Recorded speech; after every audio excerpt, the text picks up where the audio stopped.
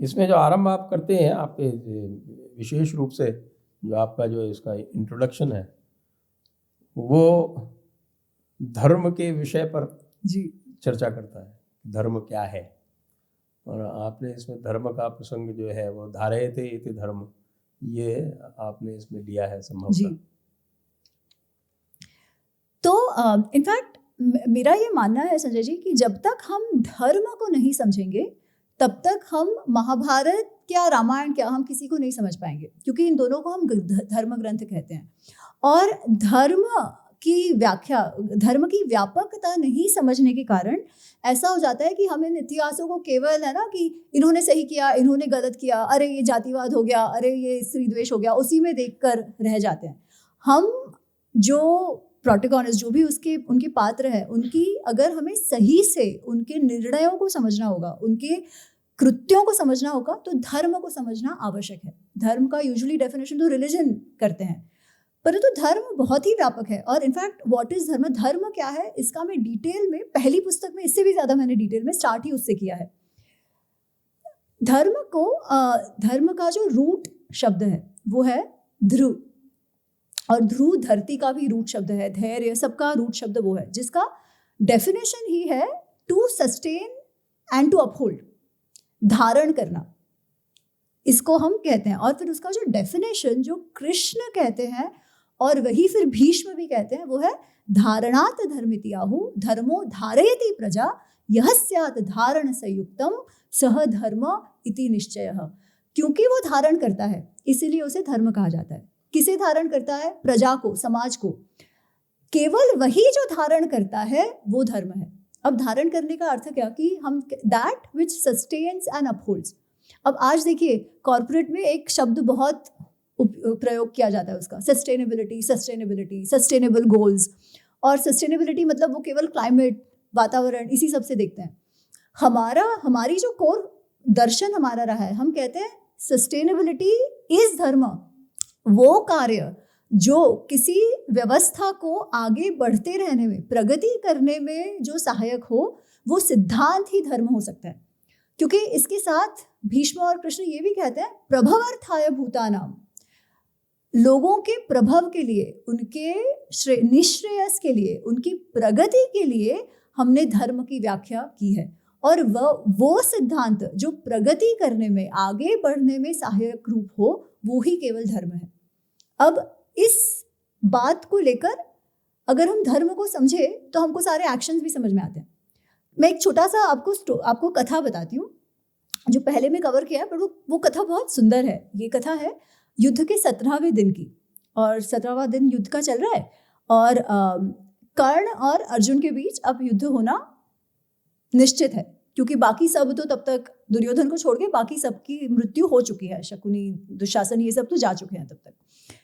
अच्छा, अब उस दिन क्या होता है कि अब तक तो कर्ण ने कुछ खास किया नहीं है, पर 17वें दिन वो पूरे जोश में है कि आज तो मैं दिखा दूंगा कि क्या मेरा क्या शौर्य है, क्या पराक्रम है। और उसने तभी ही युधिष्ठिर को बहुत ज्यादा विक्षत कर दिया है, और युधिष्ठिर को बहुत लगा है। तो उस समय वो, क्योंकि शरीर में इतने घाव है उनके, तो उनका सारथी उनको फिर उनके शिविर ले जाता है। तो जब कृष्ण और अर्जुन नहीं देखते युधिष्ठिर को, तो वो सोचने लगते हैं कि अरे ये क्या हो गया, भैया कहाँ गए। तो कृष्ण कहते हैं चलो शिविर में जाके देखते हैं।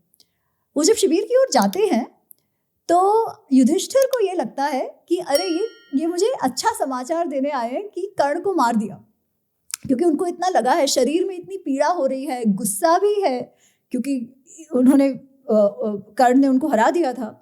तो जैसे ही अर्जुन आते हैं तो वो कहते हैं अरे रे वाह मेरा भाई, बहुत अच्छा काम किया, मुझे पता है तुम मुझे समाचार देने आए हो कि तुमने कर्ण को मार दिया, बहुत बढ़िया। और अर्जुन कहता है नहीं भैया ऐसी बात नहीं है, अभी तो मैं कर्ण से मुझे लड़ाई करनी है, हमको तो केवल ये देखना था कि आप ठीक से है ना, इसलिए हम देखने आए थे। अभी तो मैं जाकर अब कर्ण से, अब आप ठीक है तो मैं कर्ण से जाके लड़ूंगा।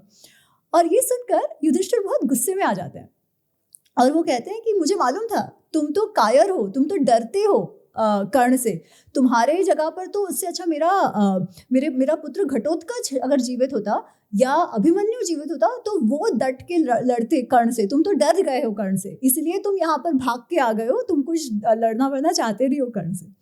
ये जो तुम्हारा गांडीव है ना, वो उससे अच्छा तुम कृष्ण को दे दो, कृष्ण को कहो जाके लड़े। तो वो ये सब कह देते हैं क्योंकि शरीर में इतनी पीड़ा हो रही है, मानसिक संताप है। और जब अर्जुन ये बात सुनते हैं तो क्षत्रिय खून है, वो भी गुस्से में आ जाते हैं। तो वो ऐसे अपनी तलवार निकालते हैं और भागते हैं युधिष्ठिर की तरफ। कृष्ण ये सब देख रहे हैं तो कृष्ण उनके सामने जाते हैं और रोक देते हैं अर्जुन को और पूछते हैं क्या कर रहे हो, ये क्या चल रहा है, क्या इस तलवार से तुम्हारा क्या करने का प्लान है। तो अर्जुन कहते हैं कि मैं करना तो नहीं चाहता, पर मैंने एक प्रतिज्ञा की थी और ये प्रतिज्ञा थी कि जो भी मुझे कहेगा कि ये तुम्हारा जो गांडीव है वो किसी और को दे दो, उसका मैं सिर छेद कर दूंगा। अब मेरे भाई ने कहा है, मैं करना तो नहीं चाहता, पर अब मेरे पास कोई ऑप्शन नहीं है, क्योंकि सत्य तो महत्वपूर्ण है, हम सत्य परमो धर्म, ये हम सभी जानते हैं, तो अब मैं झूठ तो नहीं कर सकता मेरी प्रतिज्ञा को। और कृष्ण उसे डांटते हैं। वो कहते हैं, अरे मूर्ख, तुझे लगता है तुमको धर्म का ज्ञान है, पर तुम धर्म को समझते नहीं हो, क्योंकि धर्म को समझता वो ऐसा काम ही नहीं, वो जो तुम कह रहे हो ऐसे काम ही नहीं करते। वो कहते हैं, पहले एक बालक की तरह तुमने ऐसी रैंडम प्रतिज्ञा कर ली। वो रैंडम शब्द नहीं यूज करते, पर वो बेसिकली कहते हैं कि ऐसे मन में आया ऐसी प्रतिज्ञा तुमने कर ली। अब वो ऐसी प्रतिज्ञा को सच करने के लिए तुम तुम्हारे भाई को मारने जा रहे हो। वो बोले कि हिंसा कब की जाती है? जब तुम युद्ध में किसके सामने हो, जब किसी ने तुम्हारा कुछ बिगाड़ा हो, तुम्हारा शत्रु हो, तब तुम हिंसा करते हो। यहाँ तो तुम्हारा भाई है ना, उसने कभी तुम्हारा कुछ बिगाड़ा है ना तुम्हारा शत्रु है, तो बस एक प्रतिज्ञा तुमने मन में आकर कर ली, तो अब तुम मारने चले हो। तो अब अर्जुन को समझ तो आ रहा है, पर उसे ये नहीं समझ आ रहा कि वो करे तो क्या करे इस समय।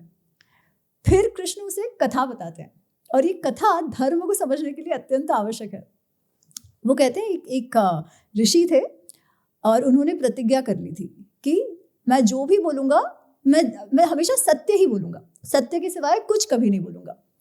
बूढ़े हो गए थे ऋषि, और एक समय अपने आश्रम में बैठ के तपस्या कर रहे थे, और वहाँ पर कुछ गांव वाले आए, भागते भागते डरे हुए से थे, और वो कहते हैं कि स्वामी जी, हमारे पीछे कुछ लुटेरे पड़े हुए हैं, तो हम वहाँ जाके छुप रहे हैं, अगर वो आपके पास आए तो आप उनको कोई और रास्ता बता देना। तो और स्वामी जी कुछ कहे उसके पहले ये लोग तो भाग गए छुपने के लिए।